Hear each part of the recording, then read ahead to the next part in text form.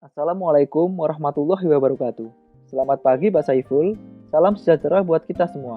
Saya Lorenza Yudi Ardianto, mahasiswa UGM kelas eksekutif 33.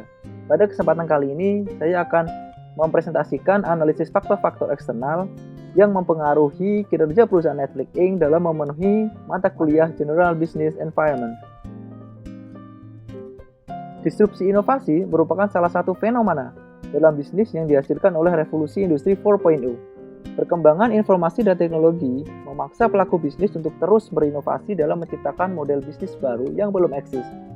Tuntutan dalam melakukan disrupsi inovasi ini tidak hanya sebatas pada aspek produk dan aspek teknologi semata, tetapi juga pada seluruh aspek bisnis, baik internal maupun eksternal, mulai dari pemasaran, menentukan target pasar, manajemen, perusahaan, tata kelola, hingga budaya perusahaan itu sendiri. Banyak industri yang berdampak langsung dengan adanya disrupsi inovasi ini. Salah satunya adalah industri layanan media. Industri layanan media sangat beragam, mulai dari film, layanan berita, dan acara televisi. Munculnya format DVD pada tahun 1997 membuat industri ini maju pesat, sehingga banyak permintaan konsumen yang menginginkan acara televisi atau film dapat langsung ditonton di rumah mereka. Dari sinilah muncul ide membuat bisnis persewaan DVD. Seiring berjalannya waktu, konsumen mulai melirik layanan streaming audio di internet karena mobilitasnya yang tinggi.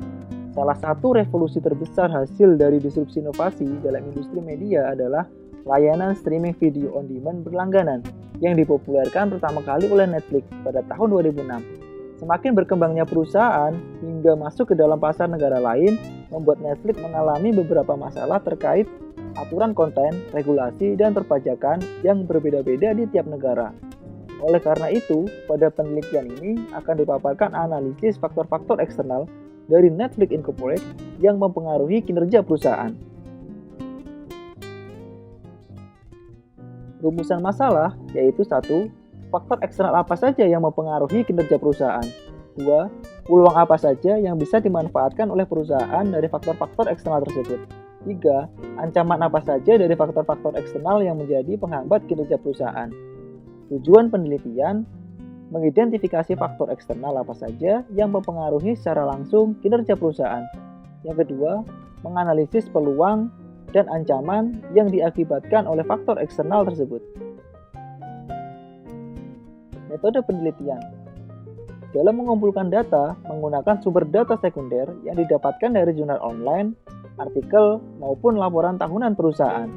Menganalisa secara deskriptif berdasarkan data sekunder yang diperoleh.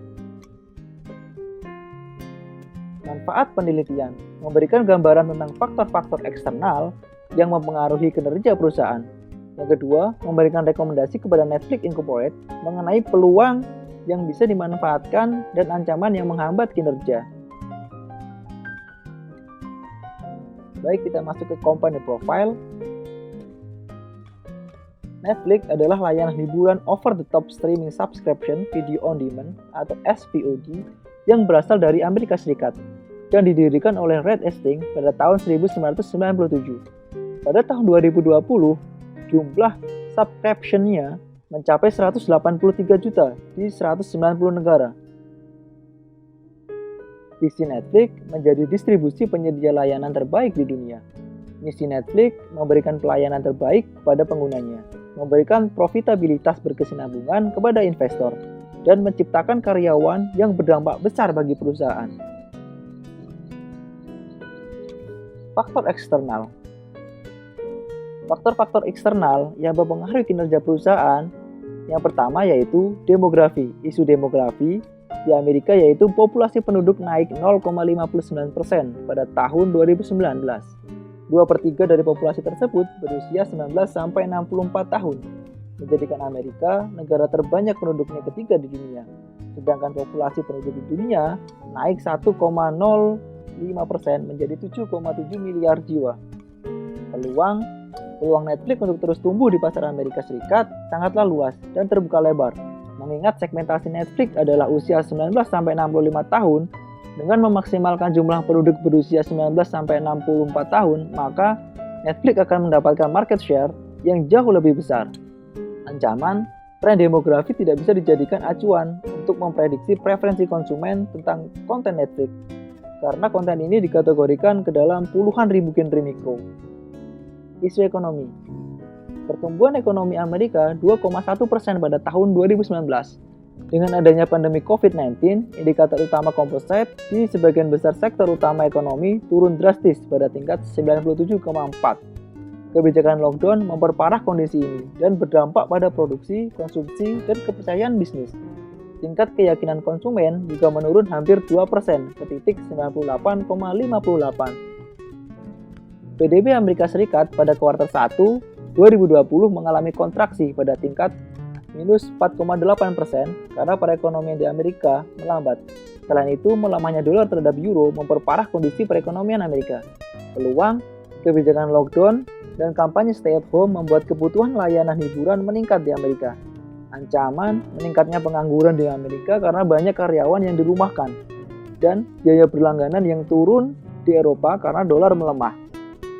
Faktor ketiga yaitu teknologi. Isu teknologi di era industri 4.0, teknologi artificial intelligence atau AI juga sangat berkembang pesat.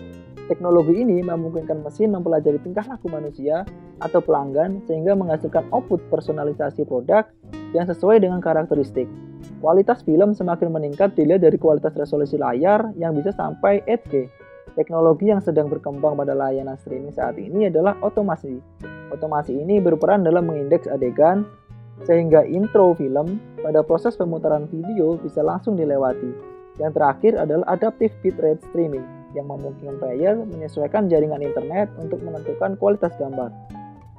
Peluang membawa pengalaman pengguna pada resolusi 4K dan mengembangkan fitur kompresi untuk gambar 4K agar lebih ringan.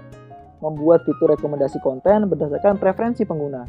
Ancaman, belum ratanya jaringan berkecepatan tinggi untuk mengakses layanan Netflix dan aplikasi torrent streaming seperti Popcorn Time yang memungkinkan user melihat tayangan Netflix tanpa berlangganan.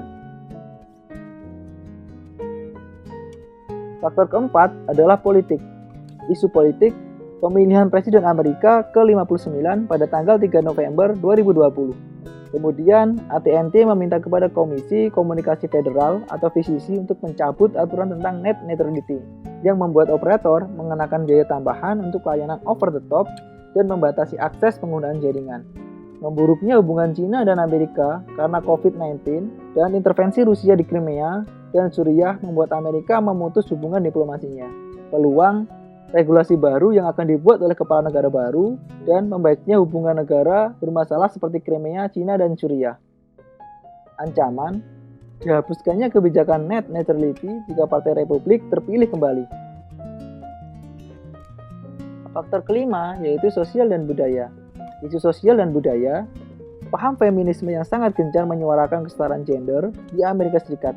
Beberapa masyarakat di Amerika Serikat masih sering membicarakan isu-isu yang rasis, seperti diskriminasi kulit hitam dan Islamofobia yang menganggap Islam adalah dalang dari aksi terorisme.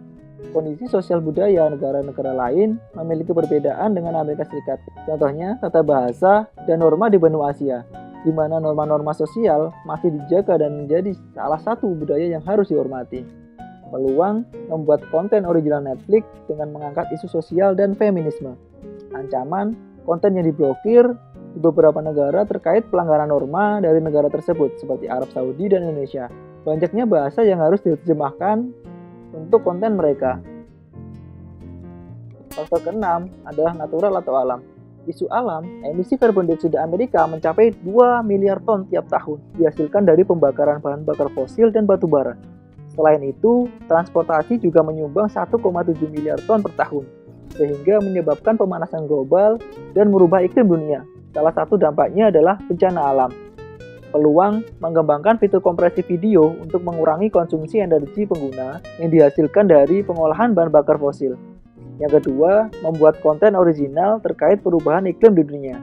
Ancaman, bencana alam yang memutus jaringan internet atau server, seperti badai yang terjadi tahun 2012 yang menyebabkan server Netflix mati selama 3 jam.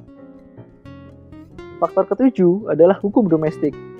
Isu dalam hukum domestik. Sampai saat ini, draft regulasi dari pemerintah yang belum selesai tentang OTT, kebijakan tentang Internet Open Order yang mengharuskan operator membuka akses dengan adil tanpa diskriminasi biaya. Isu ini terkait juga dengan Net Neutrality dan Consumer Protection Act.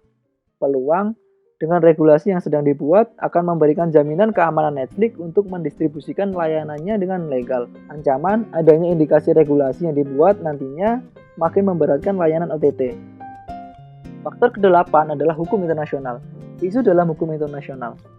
Digital Service Tax yang diterapkan di Eropa, khususnya Prancis, dengan batas atas penarikan pajak sebesar 3%. Selain itu, kebijakan Eropa tentang perlindungan data konsumen atau GDPR juga sudah dibuat. Di Indonesia, UU ITE mengatur peredaran konten yang boleh masuk di Indonesia tidak boleh mengandung unsur sara dan pornografi. Peluang regulasi yang jelas membuat Netflix bisa masuk tanpa adanya pembatasan layanan maupun pemblokiran dengan mematuhi regulasi setempat. Ancaman regulasi yang mengatur sensor konten sehingga menurunkan kualitas pelayanan Netflix. Yang kedua, menerapkan penarikan digital service tax yang terlalu tinggi membuat pengguna merasa diberatkan sehingga menurunkan minat berlangganan. Faktor yang terakhir yaitu pemerintahan. Isu dalam pemerintahan, yaitu negara Amerika yang berbentuk federasi sehingga peraturan regulasi tiap negara bagian berbeda. Selain itu, aktifnya Amerika dalam kerjasama internasional seperti OECD memberikan dampak positif bagi perekonomian Amerika. Kongres Republik meloloskan reformasi pajak yang mencakup pemotongan pajak untuk perusahaan dan individu berpenghasilan tinggi, sehingga pajak yang dibayarkan sangat rendah. Pemerintah Trump dan Kongres Republik mencabut sebagian undang-undang Dodd-Frank. Pencabutan itu mematahkan aturan Volcker yang melarang bank melakukan investasi tertentu untuk mereka sendiri. Peluang penetrasi pasar yang luas di negara-negara anggota OECD. Yang kedua, karena pajak yang ditagihkan sangat rendah, maka Netflix bisa berinvestasi lebih pada R&D program.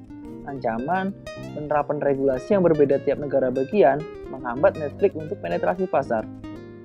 Kesimpulannya adalah faktor-faktor eksternal mempengaruhi kinerja Netflix Incorporated dalam melayani pasar SVOD. Ancaman dari faktor-faktor eksternal harus diberikan perhatian lebih dengan memanfaatkan keunggulan kompetitifnya. Netflix juga harus taat hukum dan regulasi agar mendapatkan peluang penetrasi pasar lebih luas.